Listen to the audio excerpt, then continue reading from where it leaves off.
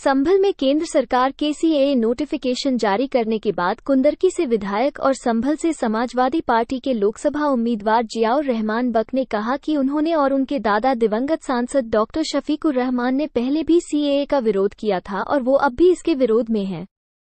उन्होंने आरोप लगाया कि सरकार का ध्यान बेरोजगारी, महंगाई जैसे मुख्य मुद्दों पर नहीं है। जियाउर रहमान ने कहा कि अगर इस कानून के खिलाफ वो सुप्रीम कोर्ट का दरवाजा भी खटखटाएंगे। सरकार से तो कोई उम्मीद लगती नहीं कि वो इसके अंदर कोई अमेंडमेंट करें, एडिट करें, लेकिन अगर नहीं होता है तो सुप्रीम कोर्ट जाने के लिए भी मैं अपने जो भी समाज के लोग हैं, जो दानिशवर लोग हैं, जो जिम्मेदार लोग हैं, उनसे बात करके सुप्रीम कोर्ट जाने का भी काम करेंगे कि केंद्र सरकार के इसके फैसले में या तो अमेंडमेंट किया जाए या इनके नोटिफिकेशन को खत्म किया जाए। तो चुनाव भी नजदीक है कि समाजवादी पार्टी सीए के विरोध में सड़कों पर उतरेगी? देखिए, चुनाव नजदीक है। माननीय अखिलेश यादव जी ने भी इसके विरोध में कल दिया है, आपने शायद देखा भी होगा। तो इसमें जहां तक इस समय सड़कों पे उतरने की इसलिए बात नहीं है क्योंकि आचार संहिता लग जाएगी तो सड़कों पे इस समय नहीं उतरा जा सकता, लेकिन जहां तक कानूनी लड़ाई की बात है, हम जरूर कानूनी लड़ाई इसके खिलाफ लड़ेंगे। मैं पूछना चाहता हूं इन हिंदुस्तान की जो भारत की केंद्र की सरकार है कि तुमने ये बताओ कि तुमने देश के नागरिकों को दिया क्या? आपने देश के नागरिकों को दिया धोखा, झूठ, फरेब, जुमलेबाजी। इसके अलावा कोई देने का काम किया हो तो बताइए। वादा किया था कि हम 2 करोड़ हर साल सरकारी नौकरियां देंगे। 2 करोड़ तो दूर की बात है, आपने तो और नौकरियां छीनने का काम किया है, क्योंकि जो पब्लिक सेक्टर के जो डिपार्टमेंट थे उनको प्राइवेट सेक्टर में आपने देने का काम किया, तो यकीनन हम लोगों का रोजगार छीना है। और जहां तक बात है, बेरोजगारी लगातार बढ़ रही है। भ्रष्टाचार में आप सिर्फ अपने खानी कागजों में सिर्फ मैं तो बल्कि अपने मीडिया के लोगों से कहूंगा कि आप चौथा पिलर हो इस देश का, तो इसलिए आप सच्चाई दिखाइए।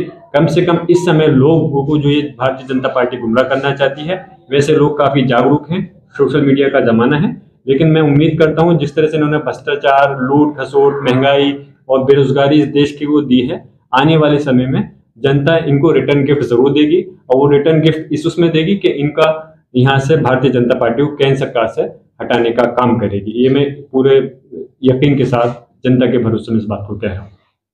देखिए, मेन मकसद यही है कि इस समय जब चुनाव का माहौल है पूरे देश के अंदर, तो इस समय सीए ला करके जो नोटिफिकेशन जारी किया गया है केंद्र सरकार की तरफ से, हमने पहले भी इसका विरोध किया था। जब दादा मोहतरम सांसद शफीकुर रहमान बक साहब हयात थे, उस वक्त जब सीए एनआरसी की बात चल रही थी, तब भी हम इसकी मुखालफत में थे। हमारा अब मतलब ये बनता है कि उन्होंने कहा कि हमें सीए लाने के बाद कि हम जो है किसी की नागरिकता नहीं छीनना चाहते।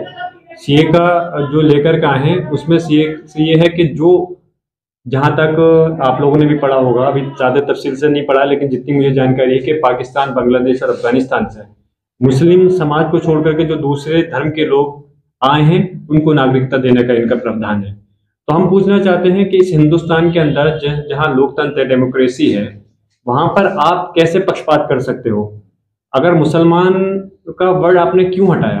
अगर आप नागरिकता देना चाहते हो उनको, हमें कोई विरोध प्रदर्शन नहीं है, आप खुशी से दिए, जबकि हमें पता है आप इस देश के अंदर जो है, जो पहले से इस देश के 140 करोड़ नागरिक हैं, आप उनका हक उनको दे नहीं पा रहे हैं, और आप बात करते हो हम दूसरे देशों से आए हुए उन लोगों को नागरिकता देने की। तो मैं पहले तो ये कहना, जब आप उनको ही उनका हक नहीं दे पा रहे तो दूसरों को नागरिकता देने का कोई मतलब औचित्य नहीं बनता।